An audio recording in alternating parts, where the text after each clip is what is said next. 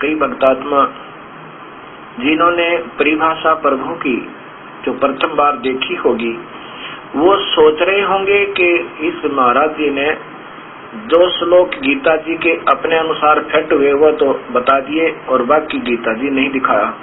अब लगातार तरतीब वाइज आपका शंका समाधान हो रहा है। अब आप पढ़ते जा रहे हैं, आपके सामने बिल्कुल शीशा आ जाएगा, दर्पण। अब इन्हीं के द्वारा टीका सुधांशु जी द्वारा ही आगे देखिएगा। अब 11वां 12वां 13 श्लोक और फिर देखना आगे क्या क्लियर होता है, बात स्पष्ट आती है। अब 10 तक तो आप समझ चुके हैं कि वो उस परमात्मा को प्राप्त होगा जो उसका ध्यान धरता है। मेरा धरता तो मेरे पास आएगा।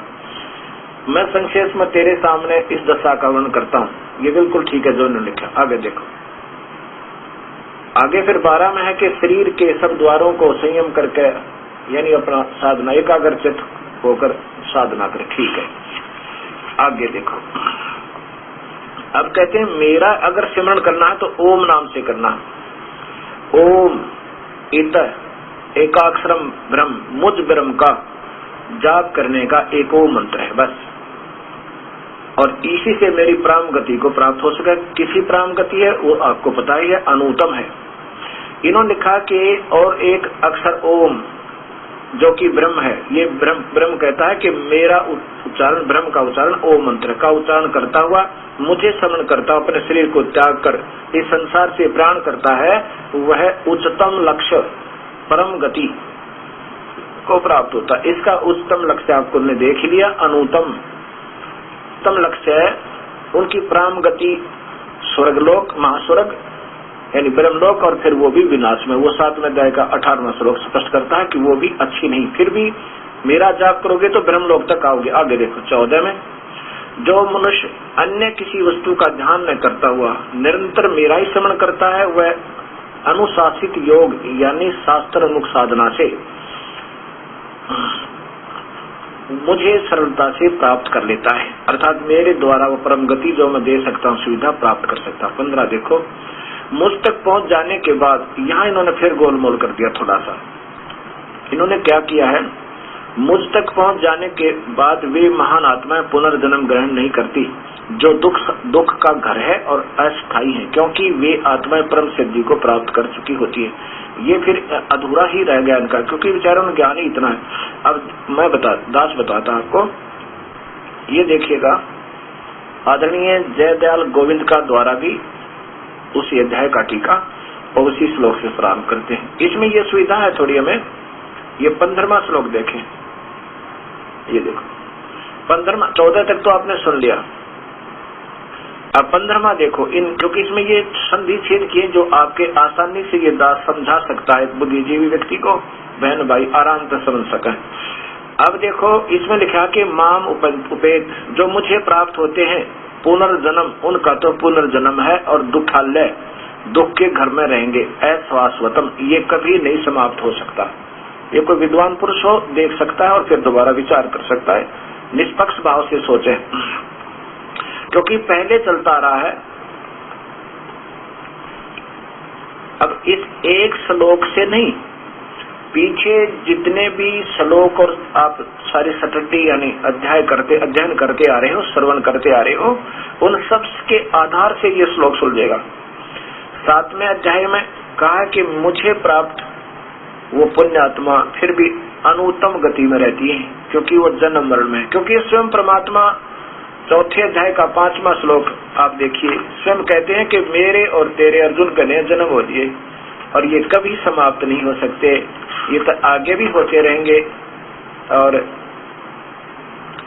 इसलिए यहाँ ये नहीं कह सकता कि मुझे प्राप्त कभी जन्म मरण को नहीं हो सकता, उनका ये अधूरी टिप्पणी होती। अब यहाँ से क्योंकि हर श्लोक में हर अध्याय को सुलझाने के लिए उसका फिर ध्यान देना पड़ेगा।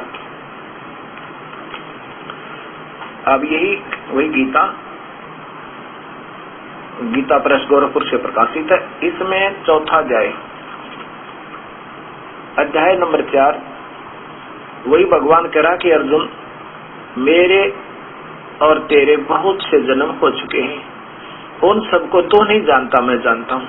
तो फिर यहाँ भगवान नहीं कहते कि मुझे प्राप्त फिर जन्म नहीं होता, मुझे प्राप्त का। ये देखो ध्यान से, अध्याय नंबर 8 का श्लोक नंबर 15 है।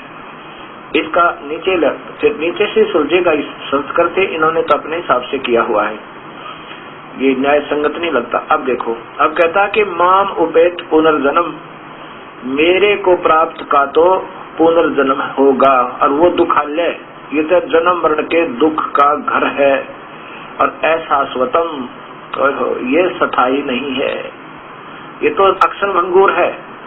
मेरे को जो प्राप्त हो गया, माम उपेत पुनर्जन्म दुखालय ऐसा स्वतम, ये दुखों का घर है जो मेरे तक रहेगा, मुझे प्राप्त करेगा। तो अब देखो, न अपनवंती महात्मा ने संसिद्धम परमाम गता, उस पूर्ण परमात्मा को प्राप्त होने के पास, उस परम गति को, संसिद्धम उस वास्तविक परमेश्वर को प्राप्त होने वाला, उसकी सही साधना करने वाला, उसके फिर उसके जन्म नहीं होते, फिर वो महात्मा का पुनर्जन्म नहीं होता, सीधा सार्थ बनते हैं। अब देखो 16वां,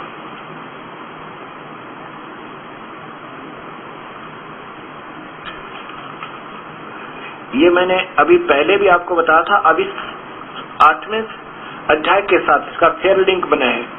हे अर्जुन, ब्रह्मलोक पर्यंत ये सब लोग पुनर्वर्ती हैं, परंतु किंतु मुझको प्राप्त होकर पुनर्जन्म नहीं होता। अब यहाँ दो बात नहीं कह सकते भगवान। यहाँ उनका अर्थ है कि मेरे सारे लोक विनाश में होंगे, एक ब्रह्म लोक भी विनाश में आ जाएगा, जो मेरा जो अंतिम एक ब्रह्मांड में लोक है, और जो मेरी भक्ति करते हैं उनका इतने जन्म नहीं होगा, उनको दूसरे लोक में भेज दूंगा, जैसा भी दिखाया था। अब आगे चलो,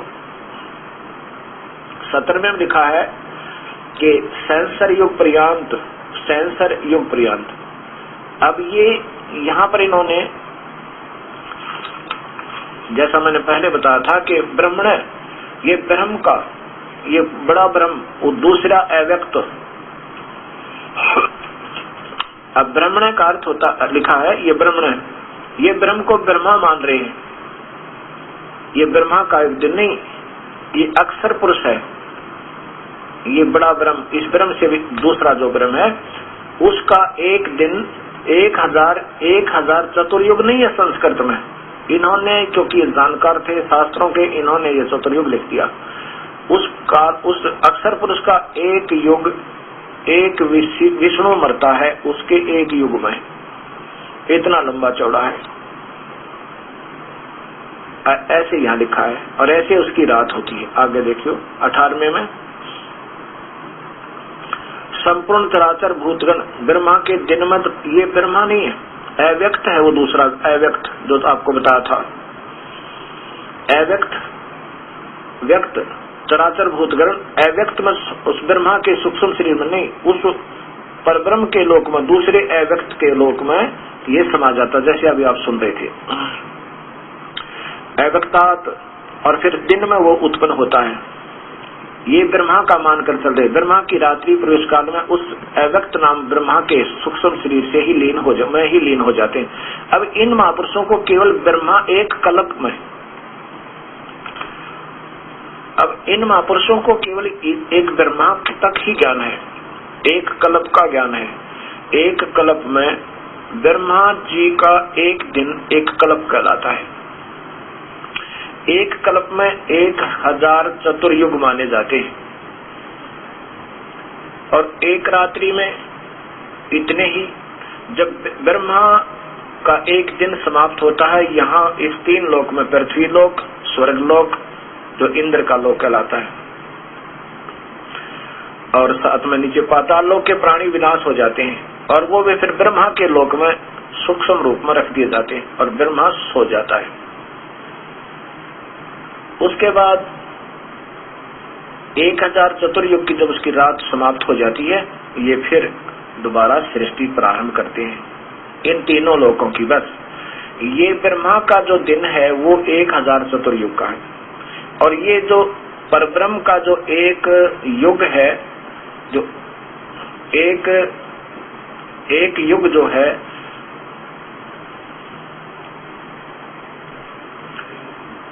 परब्रह्म का एक दिन 1000 युग का होता, चतुर्युग नहीं है, 1000 युग का होता है। एक युग कितना बताया आपको कि 100 ब्रह्मा मरेंगे, एक ब्रह्मा मरेगा जब एक विष्णु मरेगा ना, 7 ब्रह्मा मरेंगे तब एक विष्णु का अंत होगा, 7 विष्णुओं का विनाश होगा तब एक शिव मरेगा। ये शिव इतने मृत्युंजय हैं। और जब एक शिव मरेगा तब एक युग होगा किसका? परब्रह्म का। ऐसे ऐसे 1000 युग का एक दिन होया उस परब्रह्म का। जब 1000 युग समाप्त होंगे उस ब्रह्मण के, उस बड़े भगवान के, यानी इस काल से बड़े भगवान के, दूसरे व्यक्त के, इस काल से अगले अव्यक्त के, अक्षर पुरुष क्या, उसका 1 दिन 1000 युग का है, नोट चतुर्युग। गीता कोई बच्चों का खिलौना नहीं है, बच्चों का लेख नहीं है, ये उस ब्रह्म के द्वारा, काल के द्वारा बोला गया बिल्कुल निर्णायक ज्ञान है।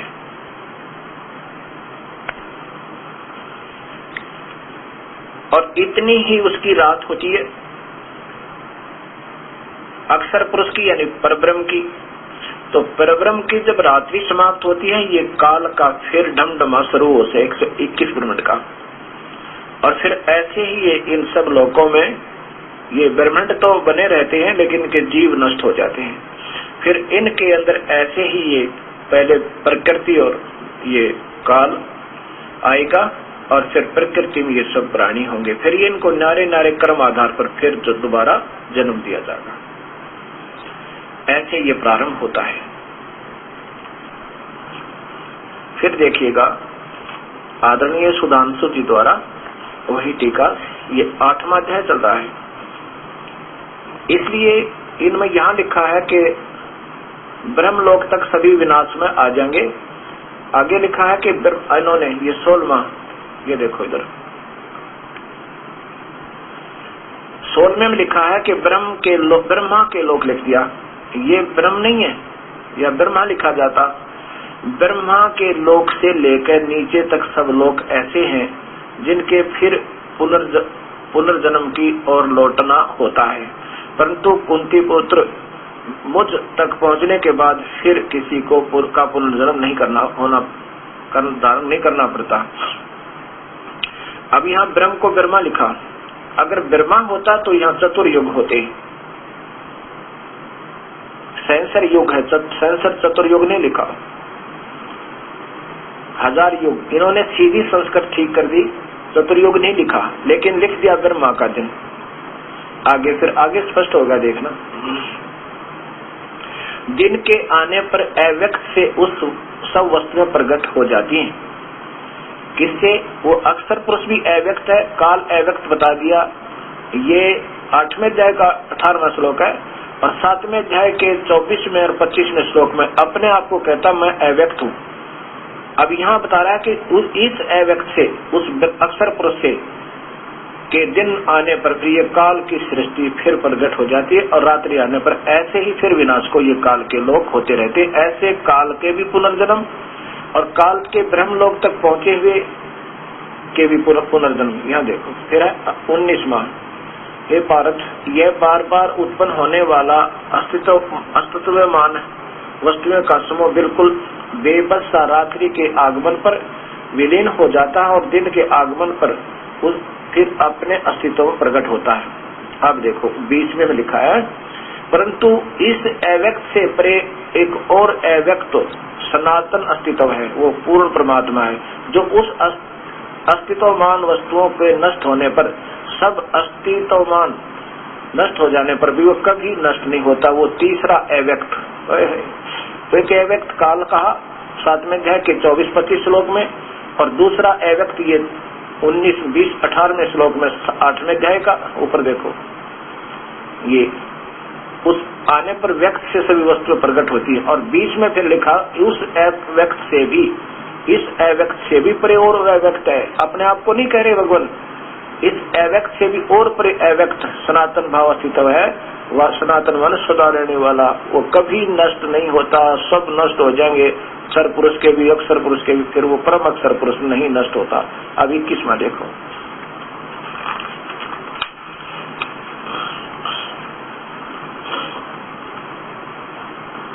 श्री कृष्ण ने स्पष्ट कर दिया, वह अव्यक्त अनश्वर कहलाता है। वो वास्तव में अविनाशी परमात्मा जो गीता जी के 15वें अध्याय के 16 और 17 में व्याख्या है, उसे सर्वोच्च सतीथि कहा गया है। उसको ही वो है वास्तव में सर्वस्व उच्च स्थिति, और जो उसे प्राप्त कर लेते हैं वो वापस नहीं लौट कर आते। वही मेरा परम धाम है, निवास स्थान नहीं है।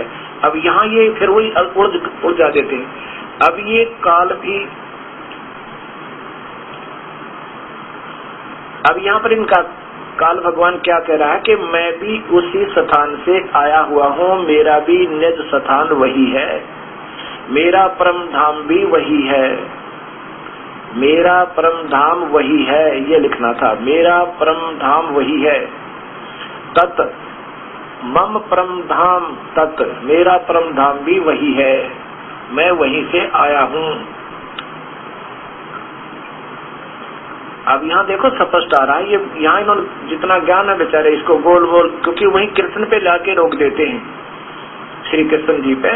अब यहाँ देखो वो तो और है जो अनश्वर कला था। 23 में फिर देखो, 22 में 8वां अध्याय चल रहा है ये। हे पार्थ, वह परम पुरुष, या फिर वह परम पुरुष क्यों कहता, अगर मेरा स्थान है नहीं, वह परम पुरुष जिसमें सब भूत निवास करते हैं, सब प्राणी निवास करते हैं, जिससे ये संसार व्याप्त है, वो अनन्य भक्ति द्वारा प्राप्त किया जा सकता है। अब इसमें स्पष्ट है कि जो वो परमात्मा है ना, वह परम पुरुष जिसमें सब भूत निवास, सब प्राणी है, जिससे ये सारा संसार व्याप्त है, अनन्य भक्ति द्वारा प्राप्त किया जा सकता है। अनन्य का अर्थ है केवल एक परमात्मा की भक्ति, उत्सव की भक्ति करके ही पा सकते हो, अन्य भक्तियों से नहीं।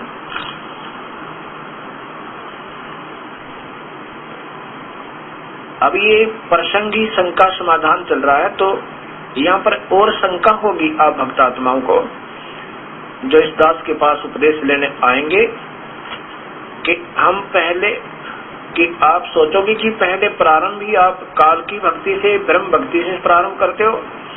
ये भक्ति नहीं, हम ओम नाम, ये जो का तो चलेगा, ये तो करनी ही पड़ेगी, क्योंकि ये ऋण देना है इस 21 ब्रह्मांड में, जहाँ भी हम इतने योगों से सुविधा प्राप्त करें। ये ओम की कमाई, इसकी समन का तरीका अलग से है। ऐसे नहीं ओम शांति ओम ओम ओम या वैसे ये कोई मंत्र ऐसे नहीं जाप होता, उसका विधि अलग से है। ओम नाम का जाप वो भक्ति नहीं, पूजा नहीं होगी, अनन्य। आप फिर कहोगे कि आप तो प्रारंभ यहीं से कर रहे हो, फिर अनन्य कैसे हुआ? जैसे पति भरता पूजा तो अपने पति की करती है, आदर सबका करती है। अब यहाँ क्या होगा कि हमने किसी का ऋण जो ले रखा है, वो ऋण उतरेगा तो हम यहाँ से मुक्त होंगे, क्योंकि हम काल के लोक में और काल के द्वारा तप करके प्राप्त इस लोक में रह रहे हैं। तो हमारे ऊपर इसका टैक्स है, हमारे से ये मजदूरी करवा रहा है और अपना स्वार्थ पूरा कर रहा है, और हमें यहाँ रोके हुए है जब तक हम इसका किराया ना दे देंगे। ओम नाम के जाप से प्रभु प्राप्ति नहीं है, ये प्रभु प्राप्ति की पूजा नहीं है, क्योंकि 11वें अध्याय के 47-48 श्लोक में और 53 और 54 श्लोक में स्पष्ट है कि ओम नाम के जाप से मेरा किसी भी वेदों में वर्णित विधि से, किसी भी प्रकार के तप से, दान से, क्रिया से, यज्ञ से मुझे नहीं प्राप्त कर सकते। केवल सुविधाएं प्राप्त कर सकते हैं ब्रह्मलोक में, महाब्रह्मलोक में, ब्रह्मलोक में, ब्रह्मा के लोक में, या फिर यहाँ राजा और यहाँ सुख सुविधा जैसे कार कोठी, ये ले सकते हैं ओम नाम की कमाई से। प्रभु नहीं मिल सकता। और जब हमने ये ज्ञान हो गया कि यहाँ की कोई वस्तु नहीं चाहिए हमें, ना हमने स्वर्ग चाहिए, ना इनका ब्रह्मलोक चाहिए, ना या राजा बनना, तो ओम नाम की कमाई करेंगे, अपना ऋण उतारने के लिए जाप करेंगे। ये पूजा नहीं है, ये हम उसका ऋण उतारने के लिए सिमरण करेंगे और प्रारंभ करेंगे यहीं से, क्योंकि ओम नाम की कमाई हमने इस काल को ही दे जानी है, हमने नहीं रखनी। उसके बाद एक और मंत्र है जो पार ब्रह्म के लोक को हम पार करेंगे, उसका भी टैक्स देना है। वो इस ओम के साथ एक और मंत्र लग के ये सतनाम बनता है। और पूजा करेंगे हम फिर वास्तविक एक और मंत्र है जो सार नाम है। ऐसे ये 3 मंत्र बनकर एक पूरा मंत्र बन जाता पूर्ण परमात्मा की प्राप्ति का। जो गीता जी के अध्याय नंबर 17 के श्लोक नंबर 23 में लिखा है कि परमात्मा के पाने की, अध्याय नंबर 17 के श्लोक नंबर 23 में लिखा कि परमात्मा के पाने के लिए ब्रह्मण यानी पूर्ण परमात्मा, क्योंकि ब्रह्मण का जो अर्थ है वो बड़ा भगवान, उसको पाने के लिए हमने 3 मंत्र का निर्देश आपके लिए, और यही बताता है वेद।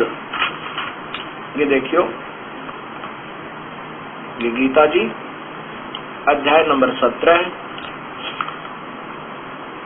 और श्लोक नंबर 23।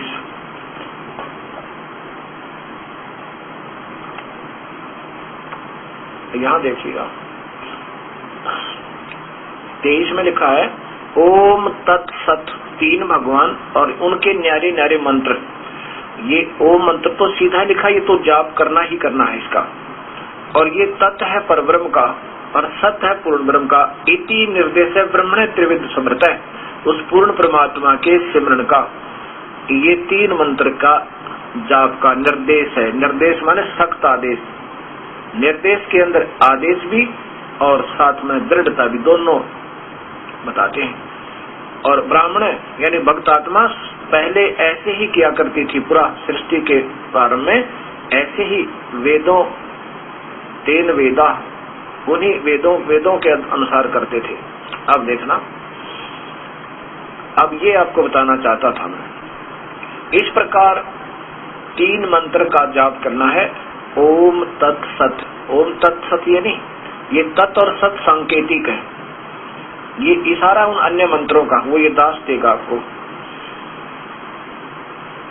ऐसे फिर क्या होगा कि ओम नाम की कमाई तो हम इस ब्रह्म तक छोड़ देंगे, इसको दे देंगे, हमें मुक्त कर देगा, सारे कर्म हमारे कैंसिल हो जाएंगे उस परमात्मा के आदेश तक, इसका ऋण मुक्त हो जाएगा तो हम मुक्त हुए। और जो दूसरा मंत्र होगा वो परब्रह्म का टैक्स भरना हमने, उसको दे देंगे, अक्षर पुरुष के लोक से पार हो जाएंगे। और फिर तीसरा जो मंत्र है उस कमाई से हम वहां सथा स्थान पाओगे। अब देखो यही गीता जी, क्योंकि ये छोटी पुस्तक है, उठाने में सुविधा है, इसलिए मैं दिखा रहा हूँ। जिसमें कोई इसमें है तो दूसरे को भी दिखा देता हूँ। अब देखियो, ये अध्याय नंबर 18 है और श्लोक नंबर 62 देखो, ये इसी में क्या लिखा है, हे भारत, सब प्रकार से उस परमेश्वर की शरण में जा, उस परमात्मा की कृपा से परम शांति और सनातन परम धाम को प्राप्त होगा। ये देखो, ये देखने योग्य बात है। उस परमात्मा की कृपा से परम शांति को, काल तक रहेगा तो कोई शांति नहीं है जीव को, लड़ना झगड़ना पड़ता ही रहेगा, राग द्वेष रहेगा। शांति को प्राप्त, शांति को और सनातन परम धाम को।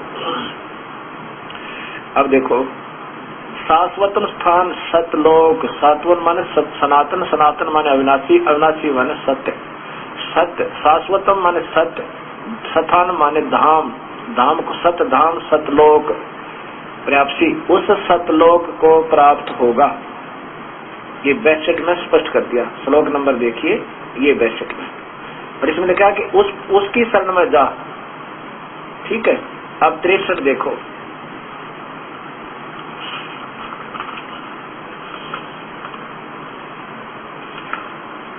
इस प्रकार ये गोपनीय से भी अति गोपनीय ज्ञान मैंने तुझे कह दिया। ये देखो, ये 63 में है। ये तो कह दिया गोपनीय से गोपनीय ज्ञान कि उसकी शरण में चला जा, फिर तू उस सतलोक चला जाएगा जो मेरा भी परम धाम है। यह देखो, इस रहस्य ज्ञान को पूर्णतः भलीभांति विचार कर, जैसा तू चाहता वैसे कर दे। अब क्या कह रहे हैं प्रभु कि अब अर्जुन, ये गुप्त से गुप्त ज्ञान तुझे बता दिया, क्योंकि 18वां अध्याय अंतिम आ गया। कि मेरी शरण में रहेगा तो शांति तो है नहीं, जन्म मरण भी बना रहेगा। और वही देखो, इसमें कोई शक नहीं, तो मेरी भक्ति करेगा तो तू मुझे प्राप्त होगा और तुझे स्वर्ग भेज दूंगा। बिल्कुल। अब मैंने तुझे ये गुप्त से भी गुप्त ज्ञान बता दिया। अब इसको समझ कर, अब तेरी इच्छा, मेरी शरण में रहना है तो उठा हथियार और कर ले युद्ध, और मुझे याद भी कर और युद्ध भी कर, तो मुझे ही प्राप्त होगा, मेरे पास आ जाएगा। अब ये तो ज्ञान हो गया कि जो अति उत्तम से भी उत्तम ज्ञान मैंने तुझे देना था वो दे दिया, जैसा तेरी इच्छा ऐसे कर ले। अब 64वें श्लोक में देखो क्या कहता है कि वो परमात्मा, वो पूर्ण ब्रह्म मेरा भी इष्ट देव है, वो मेरा भी परम पूज्य है, मैं भी उसी की भक्ति करता हूँ। ये काल भी वहाँ कबीर परमात्मा का भजन करता है अपने काल लोक में बैठ कर, तब इसका टुकड़ा चल रहा है, 21 ब्रह्मंड चल रहे हैं। कबीर साहब कहते हैं गोरखनाथ जी को कि गोरखनाथ तेरा ज्योत स्वरूपी अलख निरंजन, वो भी जपता नाम हमारा, वो भी मेरा ही नाम जप रहा है, यानी मेरा ध्यान धर रहा है। उस ध्यान के आधार पर कुछ तप बन जाता है और तप के बदले में ये राज्य मिलता है। वो धरता ध्यान हमारा, ओनली मेडिटेशन, मेडिटेशन एक यज्ञ बनता है, प्रभु प्राप्ति नहीं यज्ञ से। ये गीता स्पष्ट करती है 11वें अध्याय का 47, 48, 53 और 54 श्लोक कि किसी भी यज्ञ से, वेदों वर्णित विधि से, किसी ज्ञान से, दान से, तप से मैं नहीं पा सकता, प्रभु नहीं मिल सकता। हाँ, ध्यान मेडिटेशन से यज्ञ बनती है, ध्यान यज्ञ, ज्ञान यज्ञ, प्रणाम यज्ञ, हवन यज्ञ, और ये 5 यज्ञ बनती है, धर्म यज्ञ। इनसे केवल यहाँ की सुविधाएं प्राप्त होती है, सिद्धियां भी आ जाती, इंद्र भी बन जाता है, राजा भी बन सके, स्वर्ग भी प्राप्त हो सके, महास्वर्ग भी हो सके। ऐसे ही ये काल ध्यान धरता उस परमेश्वर का, ये जाप तो उसका नहीं कर सकता, उसको नहीं बताया मालिक ने। और ध्यान से केवल यज्ञ बनता है, यज्ञ से संसारिक सुविधाएं, अंतर में थोड़ा बहुत आनंद, आनंद आए बिना ध्यान हो नहीं। एक काल के लोक में, काल के शरीर में इसमें ध्यान रखेंगे, ध्यान, ये ध्यान काल तक ही रखेगा, ये पार नहीं होने देता। अब आगे 64वें श्लोक में कमाल कर दिया। अब देखो, अब बताना उत्तम से ये अति गोपनीय ज्ञान मैंने तेरे बता दिया। वो तो हो दिया कि मेरी शरण में आना है तो मेरे पास रहे, मेरी भक्ति कर, उसकी शरण में जाना है तो उसकी भक्ति। किसी संतों ने ढूंढ ले तो इसके परम मार्ग के जानने वाले हों परमात्मा के बारे में। अब 64 में मैं स्पष्ट कर दिया कि मेरा भी इष्ट देव वही है, ये और तुझे गुप्त बताता हूँ। अब क्या कहते हैं भगवान कि अब तुझे एक और रहस्य बताता हूँ, तो पहले तो रहस्य बता दिया, अब एक और रहस्य बताता हूँ कि मेरा इष्ट देव भी वही परमेश्वर है। अब देखो, यही 18वां अध्याय, अध्याय नंबर 18 और श्लोक नंबर नीचे देखो 64। अब ये तो इनकी संस्कृत है, अब इससे इसका सहारा लेना पड़ेगा आपने। सर्वम गुहतम भूय सुन में परमम वचन। अब और जमा सर्व गुहतमम, यानी और सबसे भी गुप्त, और फिर बता दूं, और सुन ले मेरे वचन, ये श्रेष्ठ वचन, यानी पहले तो गुप्त बता दिया, पर उससे भी श्रेष्ठ और गुप्त वचन बताता हूँ, सुन ले मेरी वचन। इष्ट असी में दर्डम इति तत् वक्ष्यामि ते हितम। तत् माने वह पूर्ण परमात्मा ही, तत् वही पूर्ण परमात्मा ही, मे माने मेरा, इष्ट माने पूज्य देव, असी माने है। फिर देख लो, ये तेरे हित में कहता हूँ, तत् माने वह पूर्ण परमात्मा ही, मे माने मेरा, दृढ़ माने बिल्कुल पक्का, इष्ट माने पूज्य देव, असी माने है। यह वो पूर्ण परमात्मा ही भी मेरा पुष्ट देव, इष्ट देव है। इन्होंने अपने हिसाब से कर दिया, ये नहीं ठीक बच रहा, नहीं तो ऐसा नहीं कहते वे। गोपनीय से अति गोपनीय मेरे परम रहस्य वचन को फिर सुन। वो तो पहले बता दिया जो बताना था, अब ये और बताया कि वो इष्ट, कि तू मेरा प्रिय है, तेरी इष्ट को प्रिय बता दिया। इष्ट देव है तू, वो मेरा इष्ट देव है। इससे यह परम हित वचन तुझसे कहूंगा। अब 64 में स्पष्ट आ गया। अब कहा ना 62 में मैं कहा कि उस एक की शरण में चला जा। अब यहाँ इन्होंने फिर नादानी कर दी।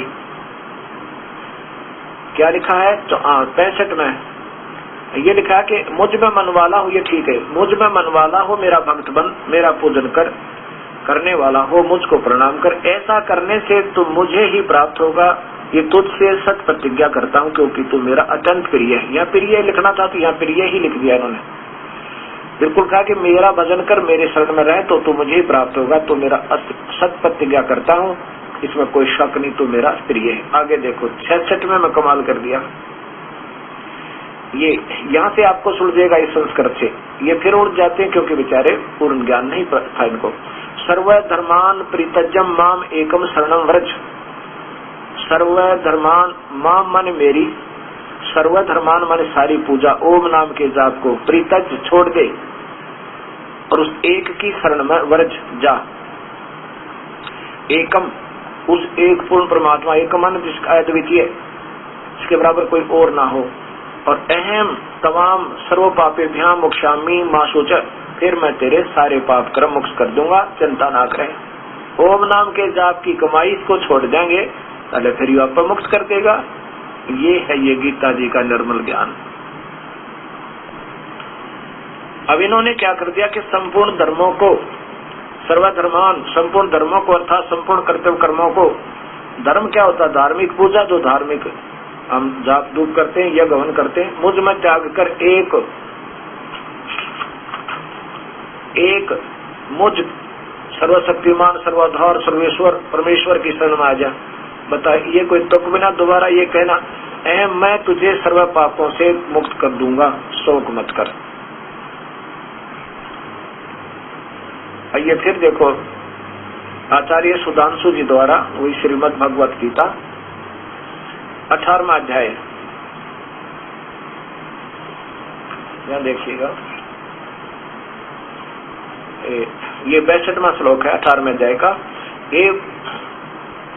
हे भारत वंशोदय अर्जुन, तू सर्व भाव से उस ईश्वर की शरण में चला जा, उसकी कृपा से तू परम शांति, संसार से सर्वोपृत को और अविनाशी परम पद को प्राप्त होगा। परम पद अविनाश शाश्वतम स्थान लिखा है, शाश्वतम स्थानम यानी सतलोक को प्राप्त होगा। अब यहाँ तो कह रहे हैं उसकी शरण में जा, फिर आगे 63 में ये गुप्त से भी गुप्त ज्ञान मैंने तुझे कह दिया, अब तू इस प्रकार अच्छी तरह से विचार करके जैसा चाहता वैसे कर। आगे देखो 64 में, इससे अत्यंत गोपनीय वचन को तो मेरे से फिर सुन, तू मेरा अत्यंत प्रिय है। इष्ट को फिर इन्होंने प्रिय लिख दिया, क्योंकि एक दूसरे की नकल ही कर रहे हैं तकरीबन, इसलिए तेरे हित की बात कहूंगा। इष्ट माने वो मेरा पक्का, मेरा इष्ट देव है, वो मेरा पूज्य देव है। अब 65 में देखो, तू मेरा भक्त हो जा, मेरे मन वाला हो, मेरा पूजन करने वाला हो जा, और मेरे को नमस्कार, ऐसा करने से तू मेरे को प्राप्त हो जाएगा। यह मैं तेरे सामने सत प्रतिज्ञा करता हूँ, क्योंकि तू मेरा अत्यंत प्रिय है। या तो सीधा प्रिय लिखा इन्होंने, वहाँ इष्ट लिखा है। अब 66 में स्पष्ट हो गया, ये सभी ऐसे ही गोल कर जाते हैं अनजानपने में। अब कहा कि संपूर्ण, ये सीधा लिखा ऊपर कि सर्व धर्मान परिताज माम, मेरे सभी पूजाओं को मेरे में तज छोड़ दे, एकम शरणम व्रज, उस एक की शरण में जा, फिर मैं तुझे सब पापों से मुक्त कर दूंगा। इसका अर्थ तो ये बना है, संपूर्ण धर्मों का आश्रय छोड़कर तू केवल मेरी शरण में आ जा, मैं तुझे संपूर्ण पापों से मुक्त कर दूंगा, चिंता मत कर। पहले कोई धर्म था ही नहीं, अगर ऐसे इन धर्मों का हिसाब लगाए नहीं, यानी धार्मिक पूजा जो तू कर रहा है ना ओम नाम की, वो मेरे में छोड़ दे और उस भगवान के पास चला जा, फिर तेरी सारी मुक्ति हो जाएगी, चिंता ना कर। अध्याय नंबर, गीता जी के अध्याय नंबर 14 से प्रारंभ होता है कि तीसरे और चौथे और 5वें श्लोक का भावार्थ बनता है कि अर्जुन, जितने भी इन 21 ब्रह्मांड में प्राणी उत्पन्न हुए हैं उनका मैं तो पिता हूँ, और प्रकृति यानी दुर्गा इन सबकी माता है, और हमारे संयोग से ही ये उत्पन्न हुए हैं। मैं पिता हूँ, ये माँ है सबके को उत्पन्न करने वाली। और इस प्रकृति से उत्पन्न तीनों गुण, रजगुण ब्रह्मा, सतगुण विष्णु, तमगुण शिव जी, ये इस जीवात्मा को फंसा कर रखते हैं, ये कर्मों में बांध कर रखते हैं, ये इनको पार नहीं होने देते। फिर आगे बताया है कि इन्हीं गुणों की उपासना करने वाले नादान व्यक्ति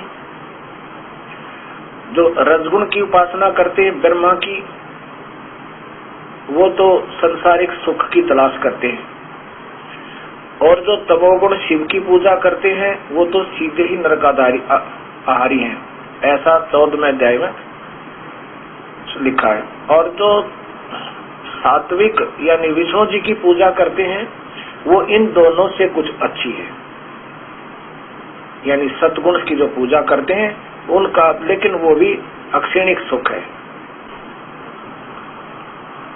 अब फिर देखिए अध्याय नंबर 14 गीता जी का और श्लोक नंबर 3, 4, 5, ये 3, 4, 5 देखिए। श्लोक नंबर 14, अध्याय नंबर 14 और श्लोक नंबर 3। हे अर्जुन, मेरी महत ब्रह्ममूल प्रकृति भूतों की योनि गर्भाधान स्थान है। मैं उस योनि में चेतन समुदाय गर्भ को स्थापन करता हूँ। उस जड़ चेतन से संयोग से सब भूतों की उत्पत्ति होती है। ये 4 है।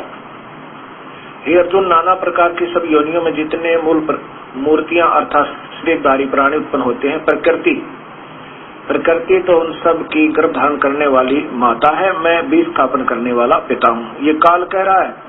अब 5वां देखो नीचे। हे महाबाहो अर्जुन, हे अर्जुन, सतगुण रजगुण और तमगुण, सतगुण विष्णु, रजगुण ब्रह्मा, तमगुण शिव जी, ये प्रकृति से उत्पन्न तीनों गुण अविनाशी जीवात्मा को शरीर में बांधते हैं।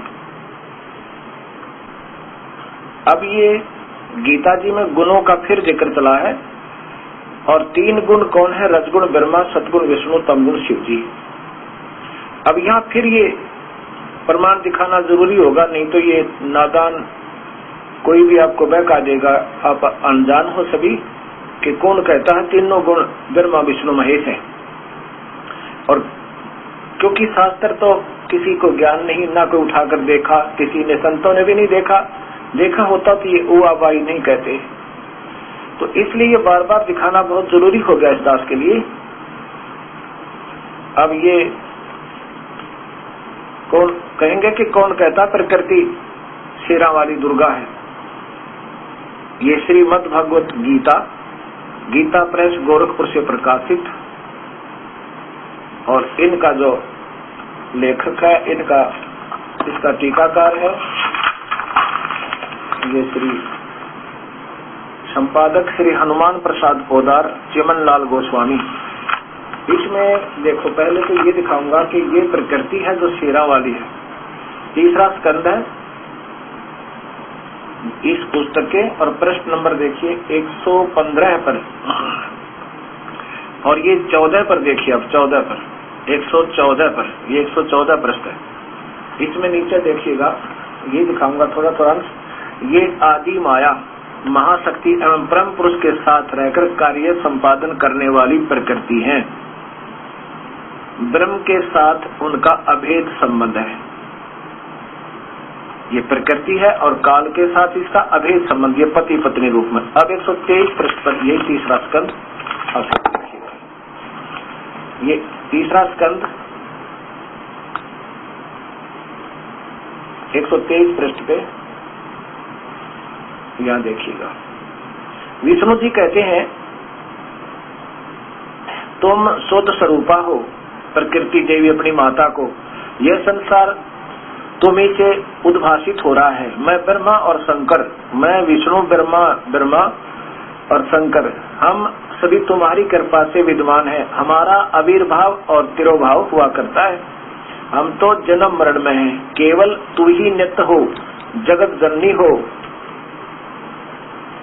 तुम ही नित्य हो, जगत जननी हो, प्रकृति और सनातनी देवी हो। ये देखो प्रकृति। आगे देखो इसी 123 पे, भगवान शंकर बोले, देवी यदि महाभाग विष्णु तुम्ही से प्रकट हुए हैं तो उनके बाद उत्पन्न होने वाले ब्रह्मा भी तुम्हारे ही बालक हुए। फिर मैं तमोगुणी लीला करने वाला शंकर क्या तुम्हारी संतान नहीं हुआ? कि ब्रह्मा विष्णु महेश भी आपसे आपके बच्चे, और मैं तमोगुण शंकर तमोगुणी क्या आपकी संतान नहीं हुआ? अर्थात मुझे भी उत्पन्न करने वाली तुम ही हो।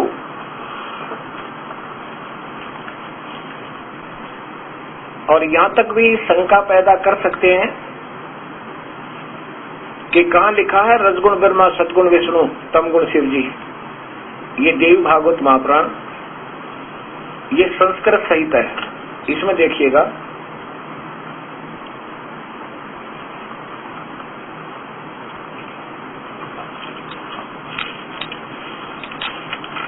ये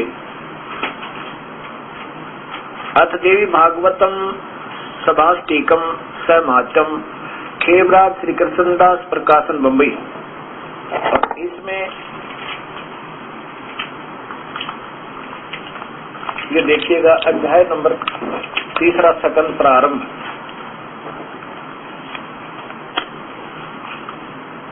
अथ श्रीमद् भगवत गीते भगवते भाषाटीक युक्ते 3 सेकंड प्रारंभते। अब ये देखो,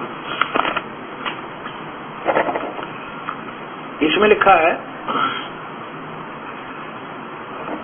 सब लोकों के सृजन की इच्छा करने वाले हरि विष्णु ब्रह्मा और शिव, यह सब तुम्हारे चरणाविंद की भक्ति और प्रीति को प्राप्त होकर कर सकते हैं। हे मात, शंकर जी कह रहे हैं, यदि हमारे ऊपर सदा आप दयायुक्त हो तो तमोगुण में हमको तमोगुण में यानी मेरे को शिव को किस प्रकार प्रदान किया? ब्रह्मा रजोगुण और सतोगुण हरि सतोगुण।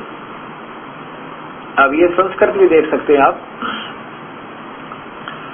ये 7वां श्लोक है, ये 8वां है, ये 7वें से प्रारंभ है। ये देखिएगा, ये यहाँ पर ये है, ये देखो, ये 7वां 8वां प्रारंभ है। यदि ये सर्व लोकों की इच्छा करने वाले, ये यहाँ पर ये देखो, यदि दया धर्मना तो दर्दबंद है हमारे प्रति, दयावान है, तो न सदा विवेकम कथम अहम विहितम, किस लिए मुझको विहितम तमोगुण है, मैं तमोगुण क्यों बनाया? कमल जय ब्रह्मा यानी कमल से उत्पन्न वाले ब्रह्मा को रजोगुण विश्वविहित है, और किमो सतोगुण हरि, और विष्णु को सतोगुण कैसे बना दिया माई तूने? ये देख लो, आपके सामने है ये।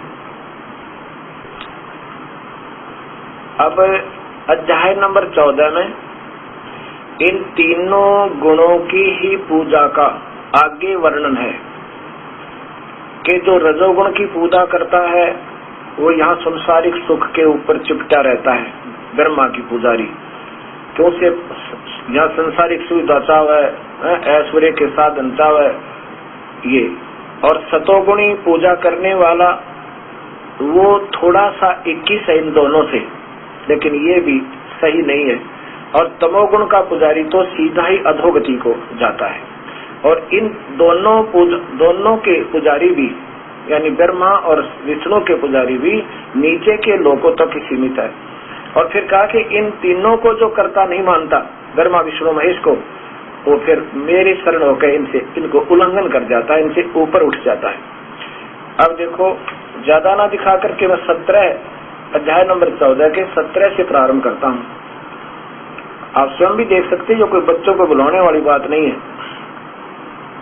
अध्याय नंबर 14 श्री गीता जी, ये श्रीमद् भगवत गीता, गीता प्रेस गोरखपुर से प्रकाशित है। यहाँ से देखें, सत्वगुण सतोगुण से ज्ञान उत्पन्न होता है, और रजोगुण से निसंदेह लोभ, और तमोगुण से प्रमाद मोह उत्पन्न होता है, अज्ञान भी इस एवं इसी प्रकार अज्ञान। तमोगुण यानी शिव क्या पुजारी से तमस है, तो उसमें तो क्रोध ही क्रोध होता है, जैसे रावण ने तमोगुण की भक्ति की थी, विनाश को प्राप्त हुआ। सुविधा अवश्य मिल जाती है। आगे देखो 18 नंबर, ऊर्ध्वम गच्छान्ति सत्वथा। अब काफी स्पष्ट हो जाएगा। सत्वगुण में स्थित पुरुष अर्थात विष्णु का उपासक स्वर्ग आदि उच्च लोकों को, उच्च नहीं ऊर्ध्व, ऊर्ध्व माने नीचे के, हाँ ऊर्ध्व ऊपर के, आदि उच्च लोकों को प्राप्त होता। क्योंकि ये स्वर्ग आदि उच्च लोक माने गए, यहाँ पर स्वर्ग से ज्यादा कोई मानता ही नहीं। स्वर्ग यानी स्वर्ग एक तो इंद्रलोक, एक विष्णु का लोक, ये दोनों ही हर लोक में स्वर्ग बने हुए।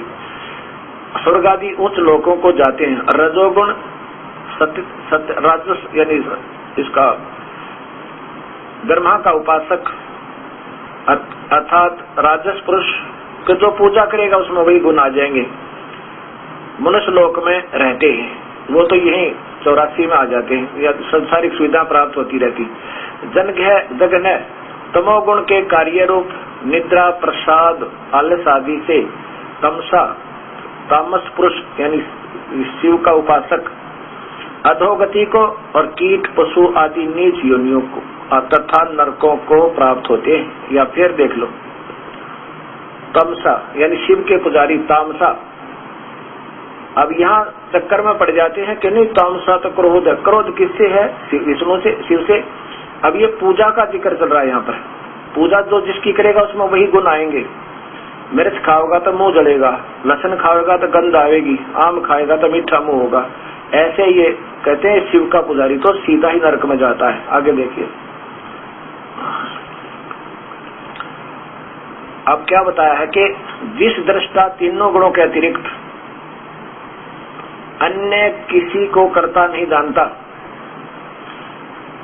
देखता और तीनों गुणों से अत्यंत परे सच्चिदानंद घन मुझ परमात्मा को तत्व से जानता है,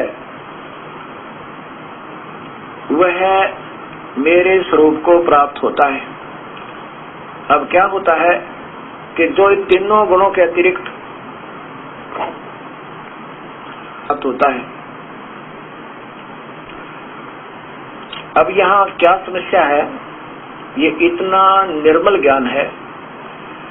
अब इसमें क्या लिखा है कि जो केवल इन तीनों गुणों तक ही भगवान मानता है और ये भी मानता है कि कोई और परमात्मा है, तो वो आगे बताया है 20वें श्लोक में कि वह शरीर के उत्पत्ति कारण इन तीनों गुणों को उल्लंघन करके और जन्म मृत्यु व्यर्थ अवस्था मुक्त परमानंद को प्राप्त होता है। अभी देखिए आगे देखिएगा, ये 20वां श्लोक है इसी गीता जी में। अब ये शंका समाधान बहुत जरूरी है आपके सामने आना। पुरुष मनुष्य देही माने जो शरीर वाला शरीरधारी व्यक्ति, शरीर की उत्पत्ति कारण इन तीनों गुणों के, क्योंकि यही जीव को उलझाए रखते हैं, उत्पत्ति कारण तीनों गुणों को उल्लंघन करके जन्म मृत्यु दुख से परे मुक्त परमानंद को प्राप्त होता है। अब ऊपर लिखा है कि मुझे भी मानता है और तीनों गुणों को भी अज्ञानता से पूजता है। इन तीनों से ऊपर होकर वो यहाँ से निकल जाता है, मुझसे भी और इन तीनों गुणों से भी उल्लंघन करके। आगे देखिए,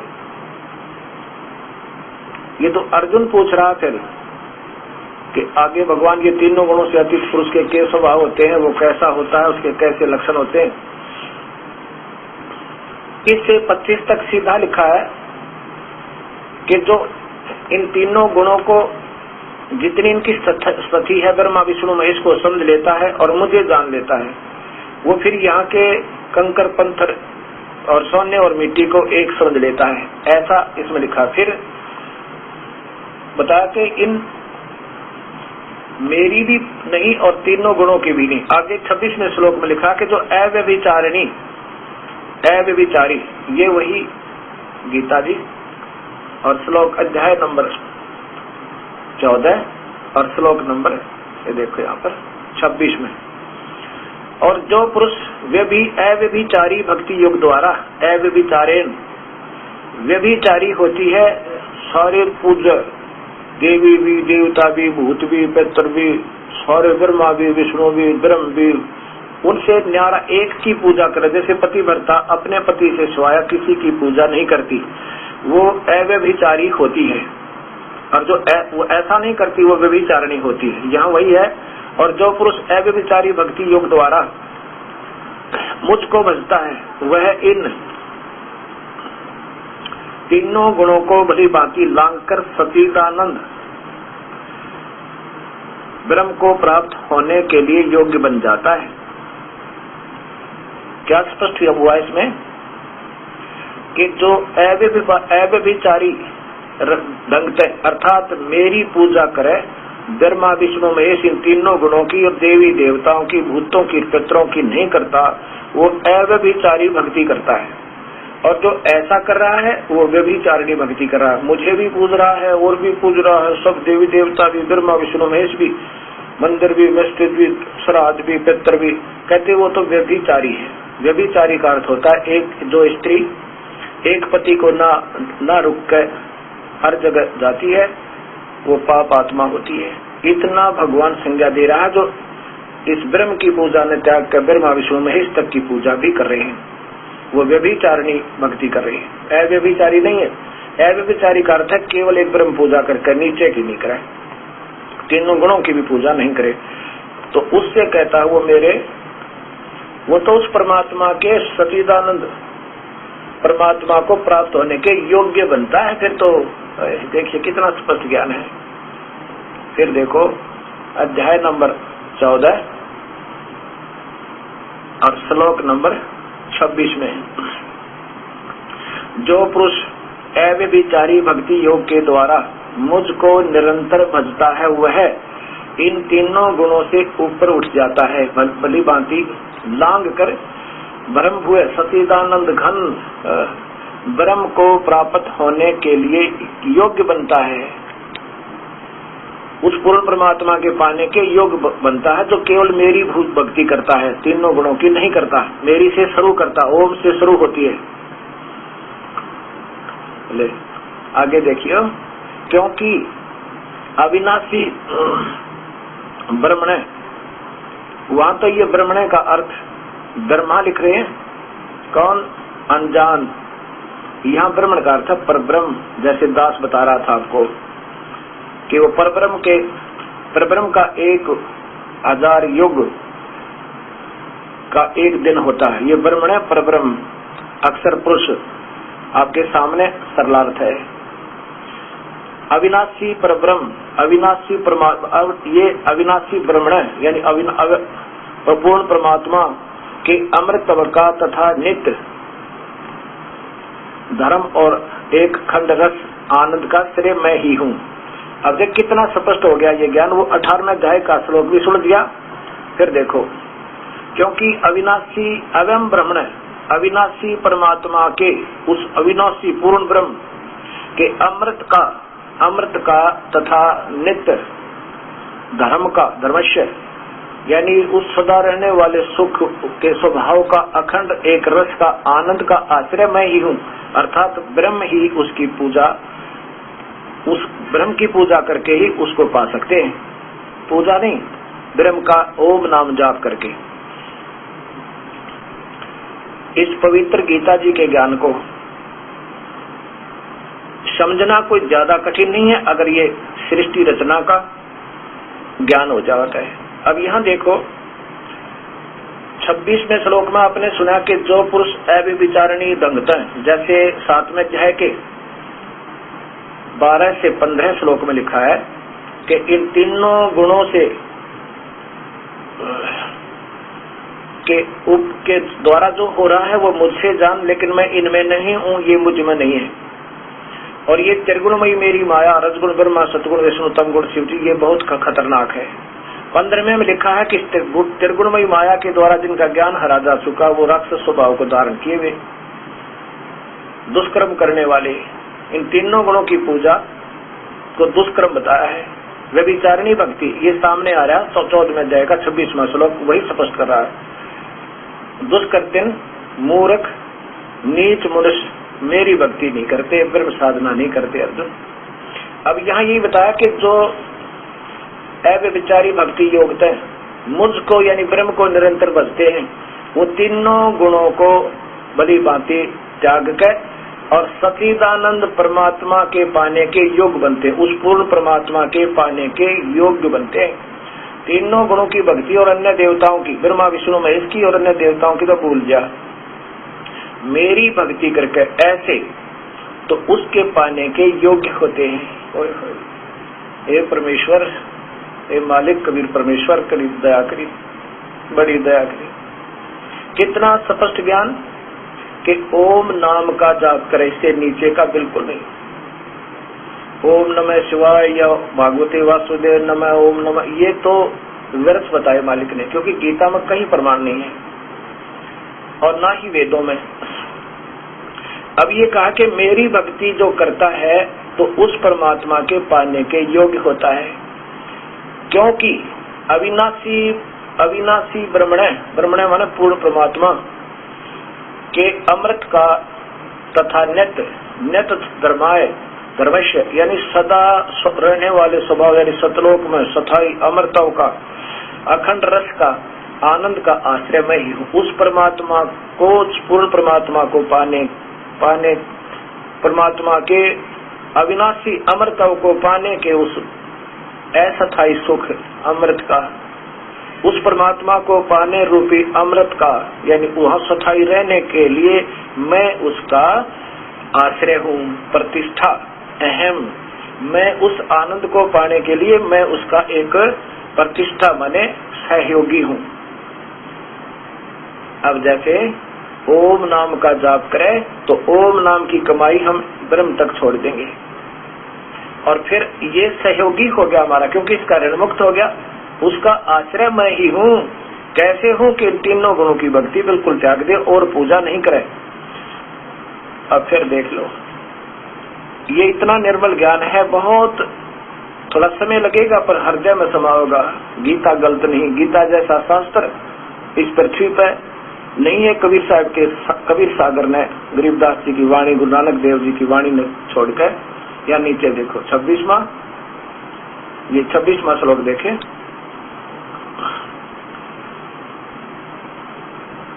और जो पुरुष, जो व्यक्ति अव्यभिचारी यानी और अन्य पूजा ना करके केवल ब्रह्म पूजा से प्रारंभ करता भक्ति योग द्वारा, माम माने मुझको भजता है, स वह इन गुणान तीनों गुणों को हे मालिक बड़ी बाती लांग कर सच्चिदानंद घन ब्रह्म को प्राप्त होने के योग्य बनता है। ओम नाम का जाप है बहुत जरूरी, से नीचे का नहीं करना। आगे देखो, क्योंकि अविनाशी, ये यहाँ देखो, अवश्य ब्रह्मण अविनाशी परमात्मा पूर्ण ब्रह्म को और अमृत का तथा नित्य शाश्वत धर्म यानी सदा रहने वाले एक अखंड रस को यानी फिर कभी नहीं मरे, सदा सुखी रहे, उस आनंद को पाने का मैं सुख से मन आनंद का प्रतिष्ठा अहम, मैं उसका आश्रय हूँ, अर्थात मैं उसकी पहली कड़ी हूँ, मैं उसमें सहयोगी हूँ उस परमात्मा के पाने में।